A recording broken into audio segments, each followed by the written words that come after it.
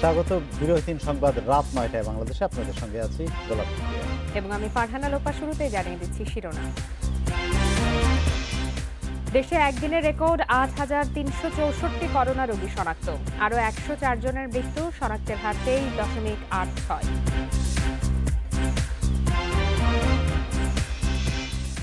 Lockdown বাস্তবায়নে ১ থেকে ৭ জুলাই সেনাবাহিনী টহল, থাকছে না মুভমেন্ট পাস, বের হওয়া যাবে না ঘর থেকে।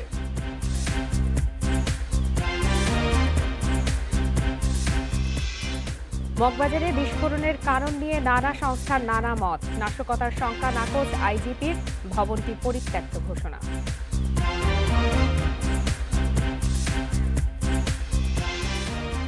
আমলাদের ভূমিকা নিয়ে সংসদ অধিবেশনে সংসদ সদস্যদের ক্ষুব্ধ প্রতিক্রিয়া, ক্ষমতার অপপ্রয়োগের অভিযোগ।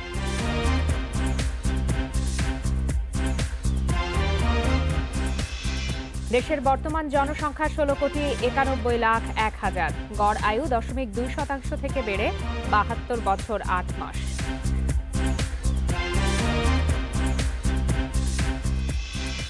শিরোনাম জানাচ্ছিলাম, এবার বিস্তারিত। দেশে একদিনের সর্বোচ্চ ৮,৩৬৪ জনের করোনা শনাক্ত হয়েছে, যার মধ্যে ঢাকাতেই শনাক্ত ৩,০০০-এর বেশি। গতকালের তুলনায় রাজধানীতে সংক্রমণ বেড়েছে প্রায় ৩ গুণ।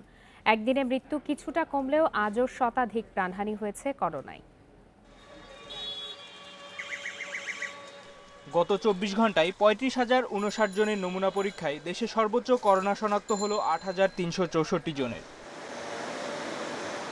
নমুনা পরীক্ষা বিবেচনায় শনাক্তের হার ২৩.৮৬%। এর আগে গত ৭ এপ্রিল ৭,৬২৬ জন নতুন রোগী শনাক্ত হয়। দেশে মহামারী শুরুর পর থেকে সেটাই ছিল দেশে একদিনে শনাক্ত রোগীর সর্বোচ্চ সংখ্যা। এ দফায় ঢাকার বাইরে বেশি করোনা সংক্রমণ দেখা যায়। রাজধানীকে বিচ্ছিন্ন রাখতে আশেপাশের জেলাতে দেয়া হয় লকডাউন, কিন্তু তাতেও সুফল মিলছে না। স্বাস্থ্য অধিদপ্তর জানিয়েছে, গত ২৪ ঘন্টায় কেবল ঢাকাতেই ৩,১৬৫ জন নতুন রোগী শনাক্ত হয়েছে, যা দিনের মোট শনাক্তের ৩৮%। বিশেষজ্ঞরা বলছেন, অফিস ও কারখানা খোলা রেখে সংক্রমণ নিয়ন্ত্রণ সম্ভব নয়। আসলে যদি রিয়েলি কঠোর বলতে যেটা মিন করা হয়, জনগণ যেন ঘরে থাকে, প্রয়োজন ছাড়া ঘরের বাইরে যাবেই না তারা, এবং কঠোরভাবে, এবং অফিস আদালত সব বন্ধ, গভর্নমেন্ট বন্ধের ঘোষণা দিছে, কিন্তু আবার শোনা যায় যে আবার গার্মেন্ট খোলা, কিছু কিছু ইন্ডাস্ট্রি খোলা, এগুলো যদি আবার খোলা থাকে তাহলে তো আবার প্রবলেম হবে। যানবাহন বন্ধ, এগুলো খোলা, তাহলে মানুষ যাবে কিভাবে? আবার যদি যায়, তারা বলছে যে তাদের নিজস্ব উদ্যোগে নিজস্ব পরিবহনের ব্যবস্থা তারা করবে, এটা আগেও বলছে, কিন্তু বাস্তবে এসব কিন্তু সেই যা বলা হতো সেরকম কিন্তু ওইভাবে বাস্তবায়িত হয় নাই। সারা দেশে আরও ১০৪ জনের মৃত্যুর খবর দিল স্বাস্থ্য অধিদপ্তর। এর মধ্যে কেবল খুলনা বিভাগেই ৩৫ জন মারা গেছে। এ নিয়ে করোনায় দেশে মোট প্রাণহানি ১৪,২৭৬ জনের। মাহমুদুন নবী, ইন্ডিপেন্ডেন্ট নিউজ। করোনা আক্রান্ত এবং উপসর্গ নিয়ে ২৪ ঘন্টায় রাজশাহী, খুলনা সহ ১০ জেলায় আরও ৫৯ জনের মৃত্যু হয়েছে। তাদের মধ্যে করোনা আক্রান্ত হয়ে মারা গেছেন ৪১ জন, আর উপসর্গ নিয়ে মৃত্যু হয়েছে ১৮ জনের। একই হাসপাতালে করোনা রোগীর সাথেই সাধারণ রোগীদের চিকিৎসা দেয়ায় পরিস্থিতি ভয়াবহ হচ্ছে বলে জানিয়েছেন চিকিৎসকরা। রাজশাহী মেডিকেলে সোমবারও মারা গেছে ১৪ জন। তাদের মধ্যে করোনায় ৭ জন আর উপসর্গ নিয়ে মারা গেছে ৭ জন। মৃতদের মধ্যে ৭ জনই রাজশাহীর। চিকিৎসকরা বলছেন, রাজশাহী মেডিকেলে একই সাথে করোনা ও সাধারণ রোগীদের চিকিৎসা দেয়ায় পরিস্থিতি ভয়াবহ হচ্ছে। করোনা ওয়ার্ড থেকে বিভিন্ন ওয়ার্ডে শিফট করছি, আবার বিভিন্ন ওয়ার্ড থেকে করোনা ওয়ার্ডে শিফট করতেছি। এটা সিস্টেম আসলে একই হাসপাতালে যখন আমরা করোনা এবং নন করোনা এটা চিকিৎসাটা চালাবো, তখন এটা সাধারণত কিছু রোগী এবং সবসময়ই পাওয়া যায়। এদিকে খুলনায় ২ হাসপাতালে মারা গেছে ১১ জন। তাদের সবাই করোনায় আক্রান্ত। জেলায় এখনও শনাক্তের হার ৪০%। কঠোর লকডাউনের পরেও সংক্রমণের হার কমেনি বলে জানিয়েছেন চিকিৎসকরা। এখন পর্যন্ত প্রতিদিনের শনাক্তের হার এবং হাসপাতালে আমাদের যে পরিমাণ রোগী ভর্তি হচ্ছে, তাতে আমরা মনে করি অবস্থার কোনো উন্নতি হয় নাই, বরঞ্চ একই জায়গায় আমরা রয়ে গেছি। তার মানে একটা ঝুঁকিপূর্ণ অবস্থানের মধ্যে আমরা এখনও অবস্থান করছি। এদিকে সাতক্ষীরায় বেড়েই চলেছে করোনা উপসর্গ নিয়ে মৃত্যুর সংখ্যা। সোমবারও উপসর্গ নিয়ে মারা গেছে ৭ জন। এ নিয়ে গত ১০ দিনে শুধু উপসর্গ নিয়ে ৭০ জনের মৃত্যু হলো। জেলায় এখন পর্যন্ত শুধু উপসর্গ নিয়ে প্রাণহানি হয়েছে ৩২৮ জনের। যে 266 জন রোগী ভর্তি আছে তার মধ্যে 26 জন হলো পজিটিভ, বাকিরা হচ্ছিল এখনো নেগেটিভ। তাহলে তাদের এই 14 দিন প্রত্যেক দিন টেস্ট করতে হবে। তো আমাদের তো এত ক্যাপাসিটি নাই যে এই রোগীদেরকে প্রত্যেক দিন আমরা টেস্ট করে 14 দিন পর্যন্ত আমরা পর্যবেক্ষণ করব। 24 ঘন্টায় বগুড়ায় করোনায় মারা গেছেন 4 জন। চুয়াডাঙ্গায় মারা যাওয়া 4 জনের মধ্যে 1 জন করোনায় আক্রান্ত ও বাকি 3 জন উপসর্গ নিয়ে মারা গেছেন। এছাড়া করোনা আক্রান্ত ও উপসর্গ নিয়ে ঝিনাইদহ, কুষ্টিয়া ও দিনাজপুরে 4 জন করে এবং ফরিদপুর ও নাটোরে 3 জন করে মারা গেছে। Shamima Rahman, independent news. Lockdown দেওয়ার পরও সীমান্তে করোনা সংক্রমণ কমছেই না, বরং সাউথ আফ্রিকা ও ভারতীয় ডেল্টা ভ্যারিয়েন্টে বিপর্যস্ত জেলাগুলো। এই পরিস্থিতিতে হাসপাতালে জায়গা না হওয়ায় পুরোপুরি সুস্থ হওয়ার আগেই রোগীদের ছেড়ে দিতে বাধ্য হচ্ছে কর্তৃপক্ষ। প্রায় 1 মাস ধরে সীমান্তের জেলাগুলোতে করোনার তাণ্ডব চলছে। লকডাউনে দক্ষিণ পশ্চিমের 2-1টি জেলায় সংক্রমণ একটু কমলেও বাড়ছে মৃত্যু। ঢাকার বাইরে 24 ঘন্টায় সর্বোচ্চ শনাক্ত যশোরে 454, এরপর রাজশাহীতে 323, খুলনায় 311, দিনাজপুরে 178 ও কুষ্টিয়ায় 172 জনের করোনা শনাক্ত হয়েছে। এছাড়া ঝিনাইদহ, বাগেরহাট, বগুড়া ও ঠাকুরগাঁওতে শনাক্ত শতাধিক। বিশেষজ্ঞরা বলছেন করোনার ডেল্টা ভ্যারিয়েন্টে বিপর্যস্ত হয়ে পড়েছে গ্রামীণ জনপদ। আমরা নিয়মিতভাবে জেনোম সিকোয়েন্স করি এবং সেঙ্গার সিকোয়েন্সিং করি। সাম্প্রতিককালে যশোর, মাগুরা ও নড়াইলের 77টি নমুনা আমরা সেঙ্গার সিকোয়েন্স করেছি এবং সেখানে আমরা দেখেছি যে প্রায় 30 ভাগের মতো এখনো সাউথ আফ্রিকা ভ্যারিয়েন্ট আছে, তবে প্রায় 42 ভাগেরও অধিক আছে ইন্ডিয়ান ভ্যারিয়েন্ট। গত 24 ঘন্টায় সবচেয়ে বেশি মৃত্যু খুলনা বিভাগে 35 জন। করোনা এর উপসর্গ নিয়ে সাতক্ষীরায় 8 জন, রাজশাহীতে 7 জন, খুলনায় 6 জন এবং যশোর ও চাঁপাইনবাবগঞ্জে 5 জন করে প্রাণ হারিয়েছেন। এছাড়া কুষ্টিয়া, বগুড়া, চুয়াডাঙ্গা, দিনাজপুর ও নাটোরে মারা গেছে 4 জন করে। কিছু রোগীকে কিছু ঝুঁকি নিয়েও আমাদেরকে ছুটি দিতে হচ্ছে, তাদের অক্সিজেনের ডিমান্ড কম আছে, তারপরেও ঝুঁকি আছে, তারপরে আমরা বাসায় রেখে পাঠিয়ে দিচ্ছি, কারণ আমাদের এখানে জায়গা অ্যাকোমোডেট করতে পারছি না। আর কোভিড রোগীদেরকে আমরা ফ্লোর দিয়ে দিলে তারা রোগীরাও অ্যালাউ করছেন এবং আমরা অক্সিজেন ম্যানেজ করতে পারছি না।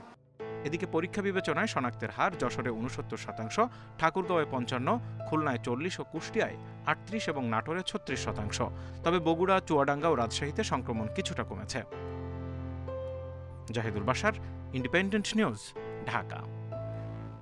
অফিস খোলা রেখেই গণপরিবহন বন্ধ রাখায় 3 দিনের বিধিনিষেধের প্রথম দিনে চরম ভোগান্তিতে পড়েছেন কর্মজীবীরা। রিক্সা, ভ্যানের মতো হালকা যানবাহনের চালকরা ইচ্ছে মতো ভাড়া চাওয়ায় বাধ্য হয়ে কয়েকগুণ বেশি ভাড়া দিয়েই গন্তব্যে যাচ্ছেন নিত্যযাত্রীরা। এদিকে বিধিনিষেধের মধ্যেও নানা উপায়ে রাজধানী ছাড়ছেন অনেকে। কোনো বাহন দেখলে এভাবেই হুমড়ি দিয়ে পড়ছেন সাধারণ মানুষ। করোনা সংক্রমণ রোধে জারি করা 3 দিনের বিধিনিষেধের প্রথম দিনে এটি রাজধানীর প্রায় সব জায়গার দৃশ্য। গণপরিবহন চলাচল বন্ধের নির্দেশ দেওয়া হলেও খোলা রয়েছে সরকারি বেসরকারি প্রতিষ্ঠান। সব প্রতিষ্ঠানের প্রতি নির্দেশ নিজস্ব ব্যবস্থাপনায় কর্মীদের যাতায়াতের ব্যবস্থা করতে হবে, তবে বেশিরভাগ প্রতিষ্ঠানই তা করেনি। গণপরিবহন বন্ধ রেখে অফিস খোলা রাখায় তীব্র ক্ষোভ জানান ভুক্তভোগীরা। হ্যাঁ, গণপরিবহন বাদে আদার্স যে পরিবহনগুলো চলতেছে ওগুলোতে ভাড়া ডবলের থেকেও বেশি যাচ্ছে। লকডাউন চলে, কিন্তু লকডাউন নামে লকডাউন, কামে লকডাউন না, শুধু গণপরিবহন বন্ধ। এটা আমাদের ভোগান্তি আছে, আর কিছু না। বাস বন্ধের সুযোগে ইচ্ছে মতো ভাড়া চেয়েছেন রিক্সা, ভ্যান কিংবা সিএনজির মতো যানবাহনের চালকরা। উপায় না থাকায় তাদের অযৌক্তিক দাবি মেনে নিয়ে কয়েকগুণ বেশি ভাড়া দিয়েই যাতায়াত করেছেন নিত্যযাত্রীরা। প্রায় 2 ঘন্টা ধরে সাভার থেকে আমি গাবতলী পর্যন্ত আসতে পারছি। এখানে প্রায় 1 ঘন্টা ধরে দাঁড়িয়ে আছি, কারণ বাজার যাব। কামগেট থেকে এই পর্যন্ত রিক্সা আসছে, আবার এখন চিন্তা ভাবনা আছে যদি রিক্সায় যাওয়া চলে তাহলে রিক্সায় যাব। এদিকে সোমবারও রাজধানী ছেড়েছেন অনেকে। বিধি নিষেধে কাজ থাকবে না বলে ভোগান্তি মাথায় নিয়ে গ্রামে যাচ্ছেন তারা। ভাড়া তো বেশি তো লাগবেই ভাই, 30 টাকার ভাড়া 250 টাকা দিয়ে আসলাম। যাওয়া তো লাগবেই, সিঙ্গার যাব, মানিকগঞ্জ যাব, সাটুরিয়া যাব। পুলিশ বলছে নির্দেশনা অনুযায়ী কোনো গণপরিবহন চলতে দেওয়া হচ্ছে না। আমরা ব্যক্তিগত গাড়ি কোনোটাই আটকাবো না, শুধুমাত্র ব্যক্তিগত গাড়ির নাম দিয়ে কেউ যেন যাত্রী পরিবহন ভাড়ায় না চালায় সেই ব্যাপারটা আমরা ইনশিওর করব। গণপরিবহন চলছে না, আমরা দেখছি বাস কোনোটাই রাস্তায় নামে নাই, আর 2-1টা সিএনজি সকালে দেখা গেছিল, আমরা ব্যবস্থা নিচ্ছি সবগুলোর বিরুদ্ধে আইনগত ব্যবস্থা। করোনা সংক্রমণ রোধে বুধবার পর্যন্ত সীমিত পরিসরে লকডাউন চলছে। Khaled Raihan, Independent news, Dhaka. এ নিয়ে আরও জানাতে সায়দাবাদ থেকে আমাদের সঙ্গে যুক্ত আছেন সহকর্মী সুলতানা জাহান মিতু। বিধিনিষেধ লকডাউন উপেক্ষা করে মানুষ ঢাকা ছাড়ছেন, সায়েদাবাদে কি অবস্থা, কিভাবে মানুষ যাচ্ছেন ঢাকা ছেড়ে?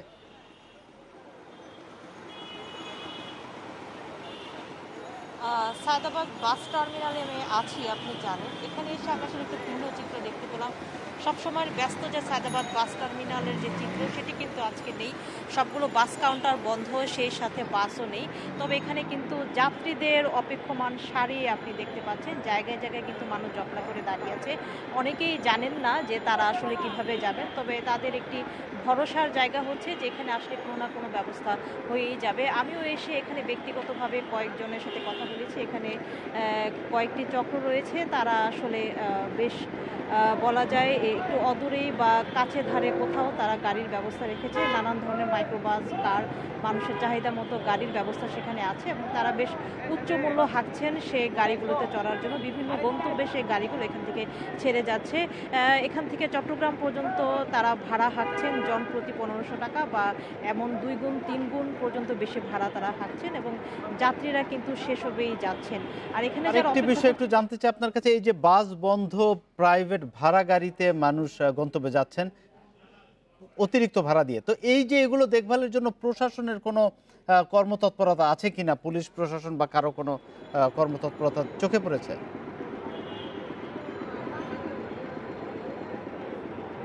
না, আসলে বলা যায় সায়দাবাদ বাস টার্মিনালে কোনো পুলিশের উপস্থিতি আমি দেখিনি। কোনো পুলিশের গাড়ি বা এমন কোনো তৎপরতা তো দূরের কথা, কোনো পুলিশের উপস্থিতি এখানে দেখা যাচ্ছে না। তো এখানে বলা যায় যে সিন্ডিকেটটি আছে, তারা তাদের মতো করেই যাত্রীদেরকে বিভিন্ন গন্তব্যে যাওয়ার জন্য ব্যবস্থা করে দিচ্ছে এবং উচ্চ মূল্য হাঁকছেন তারা। যাত্রীরা কিন্তু সেসবে বাধ্য হচ্ছেন। আর আপনি জানেন যে আজকে সীমিত পরিসরের লকডাউন চলছে এবং তার মধ্যে বলা যায় রাজধানী পুরো ফাঁকা, বাস টার্মিনালগুলোর চিত্র তাই।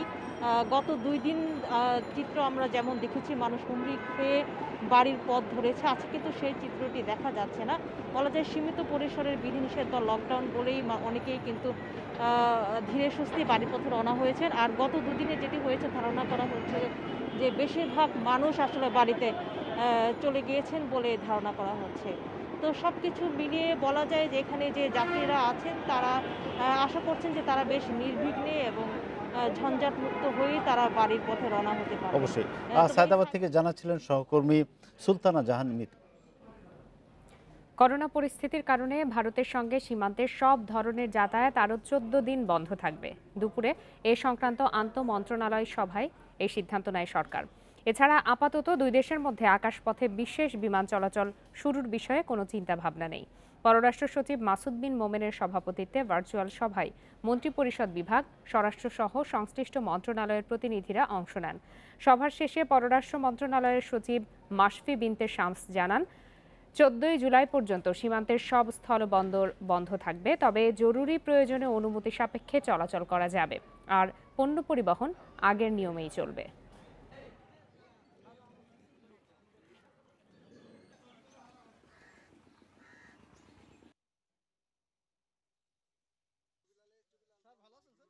এয়ার বাবল নিয়ে এই মুহূর্তে আসলে কোনো সিদ্ধান্ত হয়নি, কারণ আগে যখন চালু ছিল তখনই যথেষ্ট ট্রাফিক ছিল না, তো সেই জন্য এই মুহূর্তে ওটার কোনো প্রয়োজন নেই।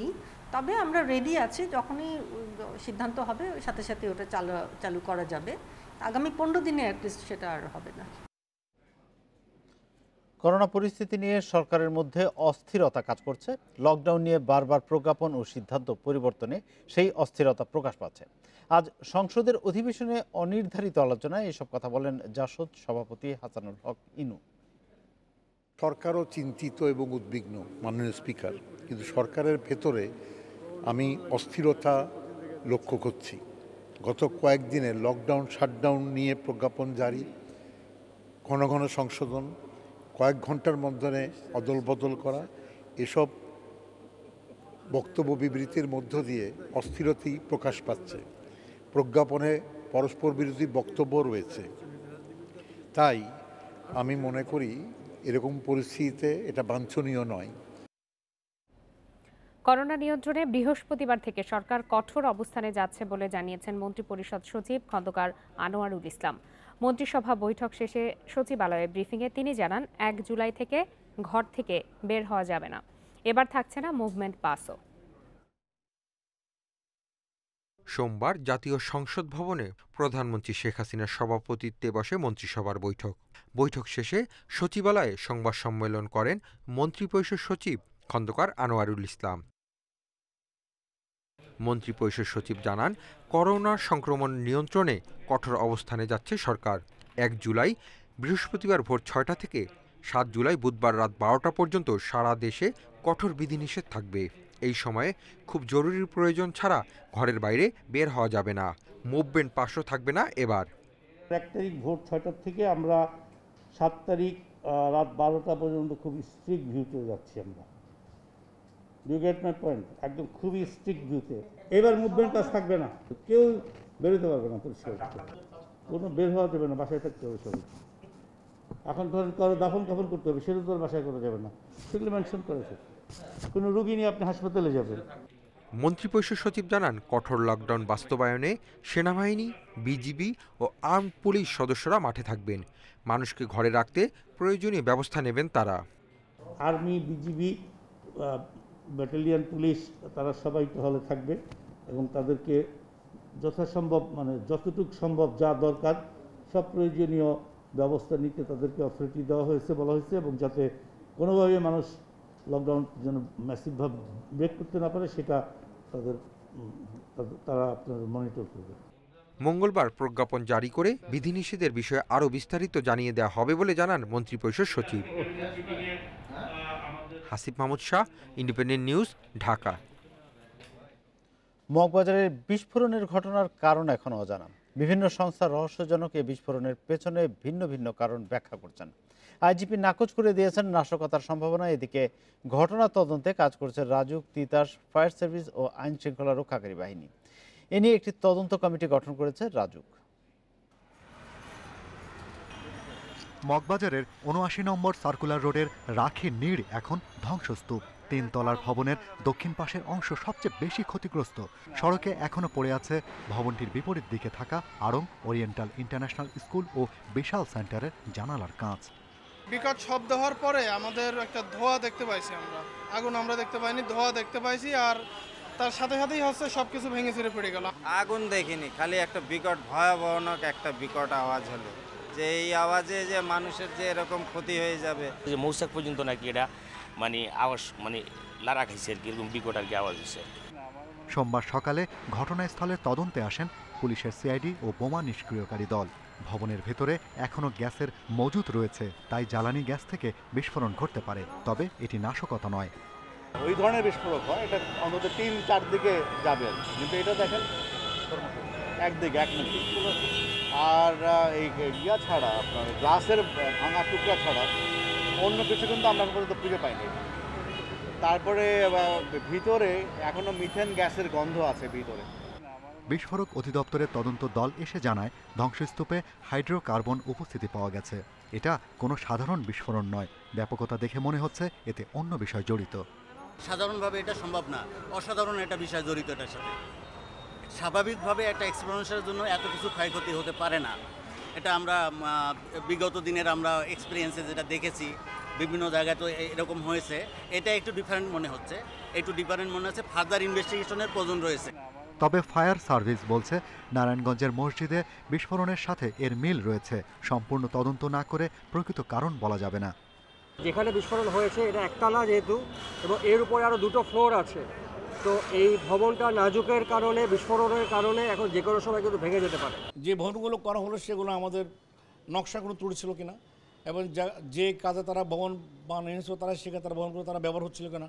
পাশাপাশি এই ভবনের পাশে আরও কয়েকটা ভবন কিন্তু কাজ ভেঙে গেছে, সেই ভবনগুলো কিন্তু বর্তমানে বসবাসের উপযোগী কিনা, কিংবা যে ভবনটা নষ্ট হয়ে গেল এটা বসবাসের উপযোগী হবে কিনা, না হলে আমরা এগুলি সিলগালা করে দেওয়ার জন্য ব্যবস্থা নেব।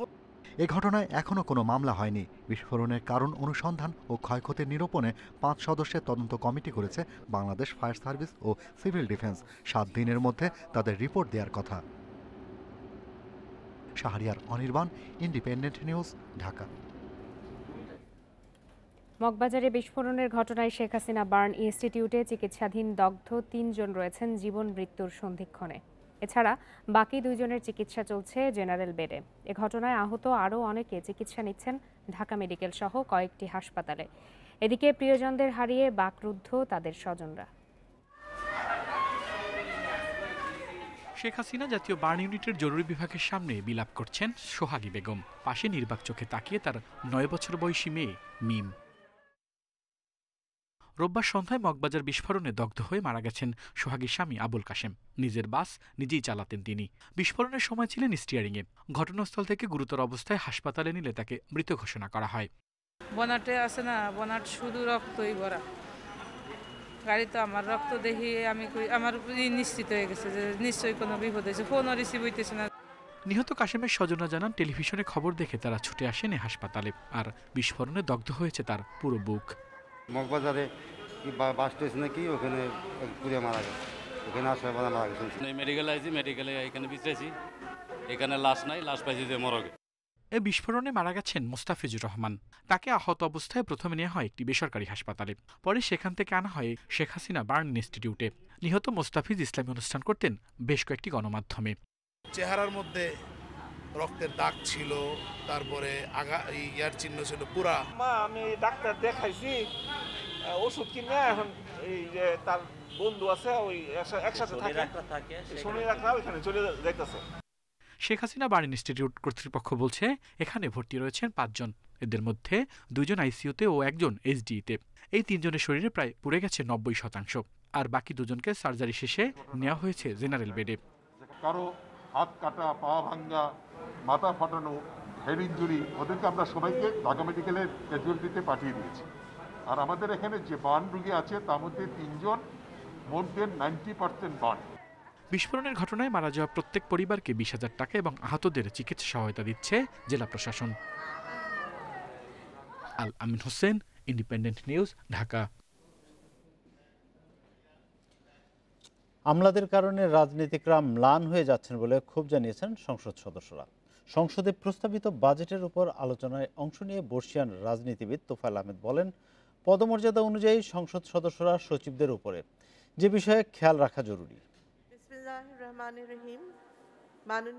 সরকারি কর্মকর্তাদের দুর্নীতি ও ক্ষমতার অপপ্রয়োগ নিয়ে সংসদে ক্ষোভ জানালেন সংসদ সদস্যরা।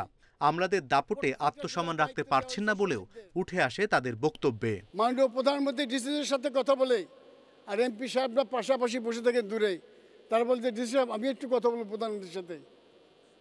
এই হচ্ছে রাজনীতিবিদদের অবস্থা। করোনা ভাইরাসে জেলাওয়ারি স্বাস্থ্যসেবা ও সরকারি কার্যক্রম সমন্বয় করতে সচিবদের দায়িত্ব দেয়ায় ক্ষোভ জানান আওয়ামী লীগ নেতা তোফায়েল আহমেদ। এতে রাজনীতিবিদদের কর্তৃত্ব ম্লান হয়েছে বলেও অভিযোগ তার। আমাদের জেলায় জেলায় দেওয়া হয়েছে প্রশাসনিক কর্মকর্তা। মানুষ মনে করে আমরা যা দেই এটা প্রশাসনিক কর্মকর্তারাই দেয়, অথচ প্রশাসনিক যারা কর্মকর্তা তারা কিন্তু যায়ই নাই, অনেকে যায়ই নাই। যেন আমার নিজের ভোলায় যাকে দেওয়া হয়েছে তিনি এখন পর্যন্ত যান নাই। এটা কিন্তু ঠিক না মাননীয় স্পিকার। এটা একটা রাজনৈতিক সরকার এবং রাজনীতিবিদদের যে যে একটা কর্তৃত্ব, যে একটা কাজ, সেটা কিন্তু ম্লান হয়েছে। আমি রাজনৈতিক সরকারের সময় নির্বাচিত জনপ্রতিনিধিদের জন্য নির্ধারিত স্থান সমুন্নত রাখা জরুরি বলেও মনে করেন তোফায়েল আহমেদ। এগিয়ে নারীরা। 2019 সালে নারীর গড় আয়ু ছিল 74.1 বছর। পরের বছরে তা বেড়ে হয়েছে 74.5। আর পুরুষের 71.1 বছর থেকে হয়েছে 71.2 বছর। অর্থাৎ 72.6 বছর থেকে দেশের মানুষের গড় আয়ু বেড়ে হয়েছে 72.8 বছর। ছোটবেলায় যখন লোকসংখ্যার কথা শুনতাম ভয় পেতাম, এত মানুষ, তখন তো বোধহয় 5-7 কোটি ছিল বাংলাদেশে বা পাকিস্তানে, ধনী পাকিস্তানে এরকম সময় ছিল। এখন কিন্তু জনসংখ্যাকে ভয় পাই না, এইটাই আমাদের মূল সম্পদ। সুতরাং এই মানুষের সংখ্যা মন্দ কিছু নয়, মানুষ উৎপাদন করে, সম্পদ তৈরি করে মানুষ। গত বছরের জুলাই থেকে এ বছরের জানুয়ারি পর্যন্ত 6 মাসের জনসংখ্যা বেড়েছে 29 লাখ। বর্তমানে দেশের জনসংখ্যা 16,91 লাখ। এর মধ্যে 54.1 ভাগের বয়স 15 থেকে 49। আর করোনায় বেড়েছে অবিবাহিত নারী পুরুষের সংখ্যা। গত 5 বছরে সাক্ষরতার হার বেড়েছে 6 ভাগ। বাড়েনি শিশু মৃত্যু। গত 5 বছরে কমেছে মাতৃমৃত্যু। যেভাবে মৃত্যু হার আস্তে আস্তে কমে এসছে, ঠিক একইভাবে শিক্ষার হার বাড়ছে, তো তার বিদ্যুৎ ব্যবহারের হার বাড়ছে, তারপরে আপনার খাবার পানি, বিশুদ্ধ খাবার পানি যে ব্যবহার উৎসর যে ব্যবহার সেটাও আস্তে আস্তে বাড়ছে। কাজে সামগ্রিকভাবে চিন্তা করলে আমরা বলতে পারি আমাদের দেশ এই সূচকগুলোর উপর নির্ভর করে যদি বলি এগিয়ে যাচ্ছে। বিবিএসের এই রিপোর্ট 2012টি এলাকা থেকে সংগ্রহ করা তথ্যের ভিত্তিতে প্রস্তুত করা হয়েছে। Hasan Misbah, independent news, Dhaka. রাত 9টায় বাংলাদেশে এবার খেলার খবর। আর শুরুতেই জানাবো শিরোনাম। মধ্যরাতে জিম্বাবুয়ে সফরে যাচ্ছে বাংলাদেশ দল। সাকিব 3 ফরম্যাটের চুক্তিতে থাকতে চাওয়ায় নির্বাচকদের স্বস্তি।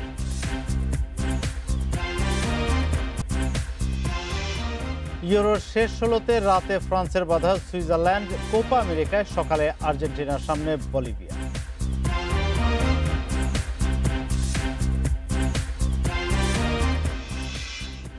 এক টেস্ট ও 3টি করে ওয়ানডে টি20 খেলতে রাতে জিম্বাবুয়ের উদ্দেশ্যে রওনা দেবে বাংলাদেশ দল।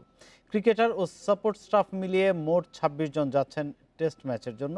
ফর্ম ফিটনেস নিয়ে চিন্তা না থাকলেও নির্বাচক হাবিবুল বাশারের ভাবনায় কন্ডিশন ও ইনজুরি।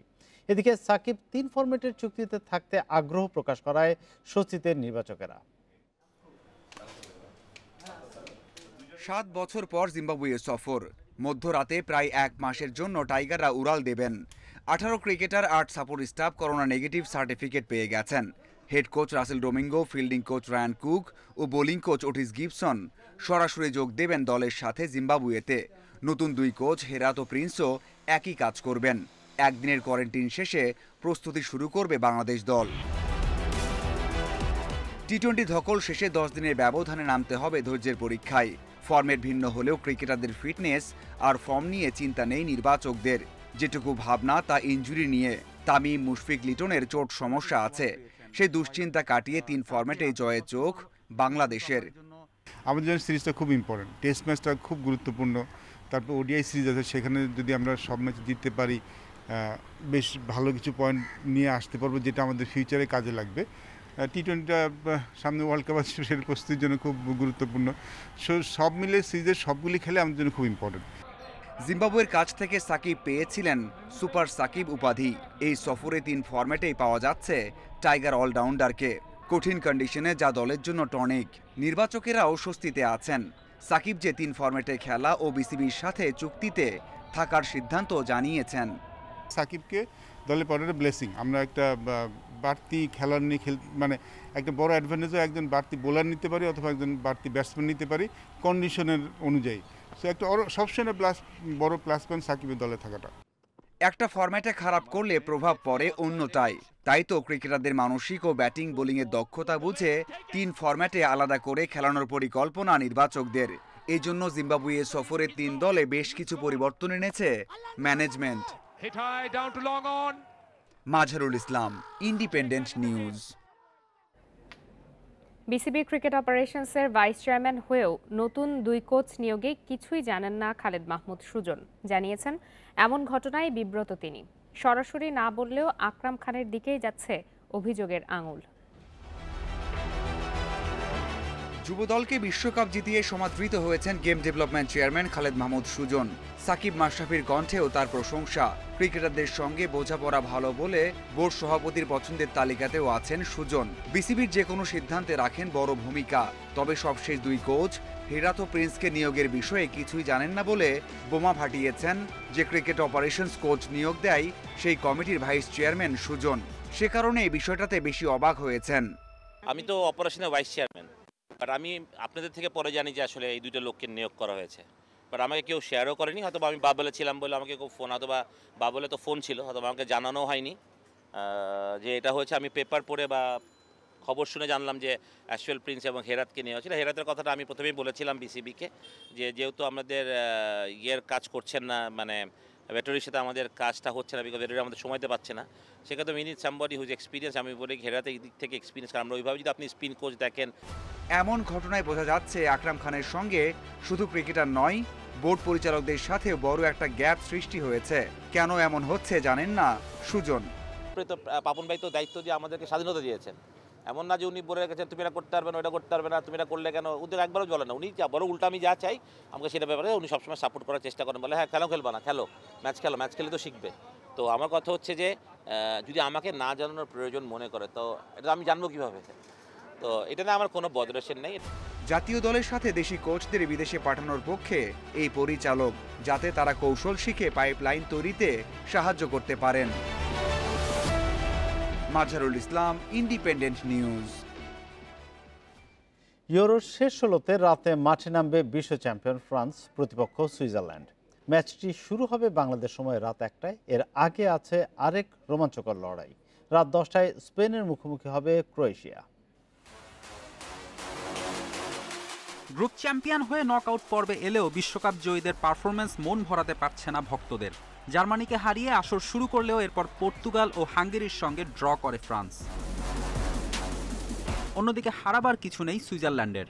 ৬৭ বছরের মধ্যে কোনো মেজর টুর্নামেন্টের নকআউট স্টেজে জিততে পারেনি সুইসরা। বিশ্ব চ্যাম্পিয়নদের রুখে দিতে গোল হজম না করে লড়ে যাওয়াই হবে পরিকল্পনা। ফ্রান্স দলে তারকার অভাব নেই। পগবা, এমবাপে, কন্তে সবাই রয়েছে ছন্দে। তবে বিশেষ করে বলতে হয় বেনজেমার কথা। ফ্রেঞ্চ স্কোয়াডে ফেরার পর নিজের সেরাটা নিংড়ে দিচ্ছেন এই স্ট্রাইকার। পর্তুগালের বিপক্ষে সবশেষ ম্যাচে দিয়েছেন জোড়া গোল। গ্রুপ পর্ব এখন অতীত। এ পর্যায়ে ভুল করার কোনো সুযোগ নেই। সুইসরা সাম্প্রতিক সময়ে খুব ভালো খেলছে। জিততে হলে সেরাটা দিতে হবে। সুইজারল্যান্ডের বড় নাম জারদান শাকিরি। এই মিডফিল্ডারের সেরা পারফরমেন্সের দিকে তাকিয়ে থাকবে সুইসরা। শাকিরির জোড়া গোলে তুরস্ককে হারিয়ে নকআউট পর্বে উঠেছে রেড ক্রসরা। বড় দলের বিপক্ষে আগেও আমরা দারুণ লড়েছি। নিজেদের খেলায় মনোযোগ ধরে রাখতে হবে। ফ্রান্সের বিপক্ষে জিততে হলে শতভাগের উপরেও দিতে হবে। দিনের আরেক ম্যাচে ক্রোয়েশিয়ার মুখোমুখি হবে স্পেন। গেল বিশ্বকাপের রানার্স আপদের ইউরোর রেকর্ড ভালো না। কখনোই নকআউট পর্ব পেরোতে পারেনি তারা। করোনা আক্রান্ত হয়ে প্যারিসিচ না থাকায় ক্রোয়াটদের চ্যালেঞ্জ আরও কঠিন হবে। অন্যদিকে 3 বারের ইউরোজয়ী স্পেন এবারও শিরোপার দাবিদার। গ্রুপ পর্বে প্রথম 2 ম্যাচ ড্র করলেও শেষ ম্যাচে স্লোভাকিয়াকে 5-0 গোলে হারিয়ে দারুণ কামব্যাক স্প্যানিশদের। ফেরদৌস ইসলাম, ইন্ডিপেন্ডেন্ট নিউজ। কোপা আমেরিকায় গ্রুপ পর্বের শেষ ম্যাচে বলিভিয়ার চ্যালেঞ্জ নেবে আর্জেন্টিনা। 6 ফুটবলারকে বিশ্রাম দিয়েছেন কোচ স্ক্যালোনি। খেলা শুরু বাংলাদেশ সময় ভোর 6টায়।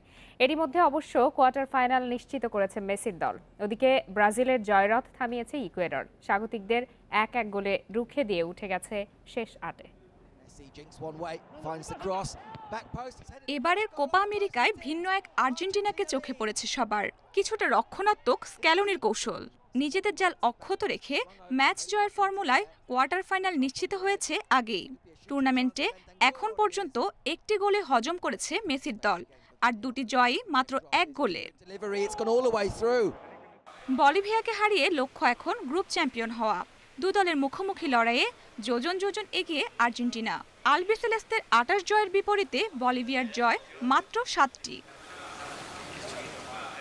সংবাদ সম্মেলনে ব্রাজিলকে উদাহরণ দিয়ে আর্জেন্টিনার খেলার ধরন নিয়ে প্রশ্ন করা হলে কিছুটা ক্ষেপে যান কোচ। ব্রাজিল কিন্তু সবশেষ আমাদের বিপক্ষেই হেরেছে। এখানকার দলগুলো শক্তিমত্তায় কাছাকাছি।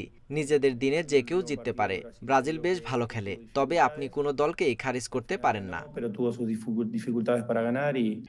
ওদিকে আগের রাতে গ্রুপ চ্যাম্পিয়ন ব্রাজিলকে রুখে দিয়ে কোপা আমেরিকায় টিকে রইল ইকুয়েডর। সেলেসাওদের সঙ্গে ম্যাচটি 1-1 গোলে ড্র করে স্বাগতিকদের সঙ্গে শেষ 8-এ উঠেছে তারা। এ ম্যাচে কোচ দিতে মাঠে নামাননি নেইমার ও ক্যাসিমিরোকে। তারপরও বিরতির আগে মিলিতাওয়ের গোলে লিড নেয় ব্রাজিল। তবে দ্বিতীয়ার্ধে মেনার গোলে সমতায় ফেরে Ecuador. Roksana Afroz, independent news. খেলার খবরে এই ছিল আমাদের কাছে। এবার ভিন্ন প্রসঙ্গ।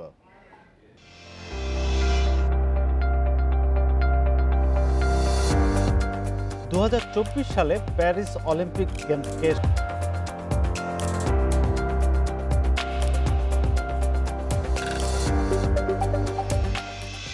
আর এ নিয়ে প্রতিবেদনটি থাকছে সংবাদের শেষ অংশে। এবার অন্যান্য প্রসঙ্গ।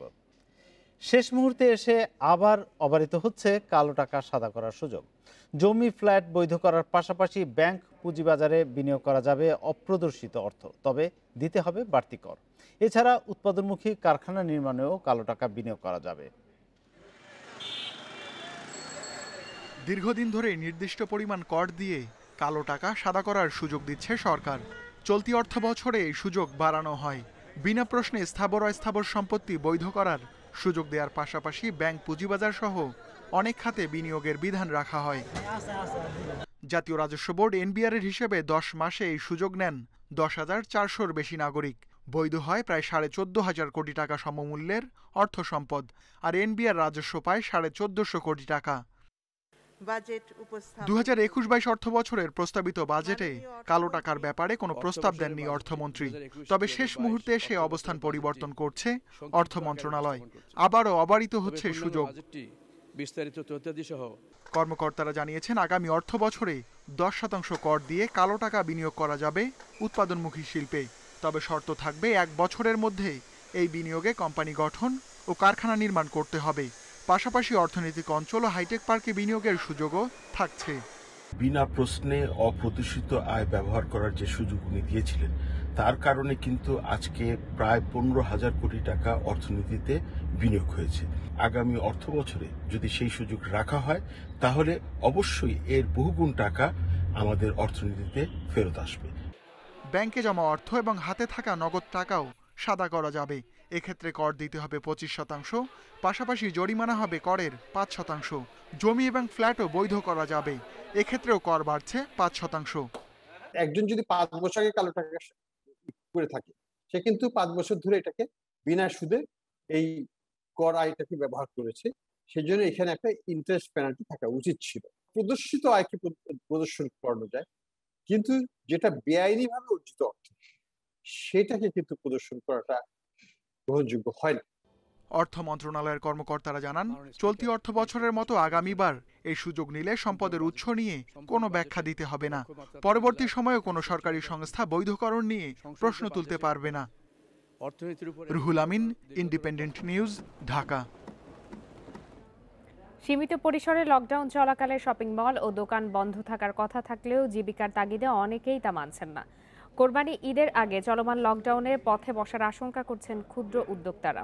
নতুন করে লকডাউনে ১৫,০০০ ক্ষুদ্র উদ্যোক্তা ব্যবসা গুটিয়ে নেবেন বলে আশঙ্কা বাংলাদেশ দোকান মালিক সমিতির।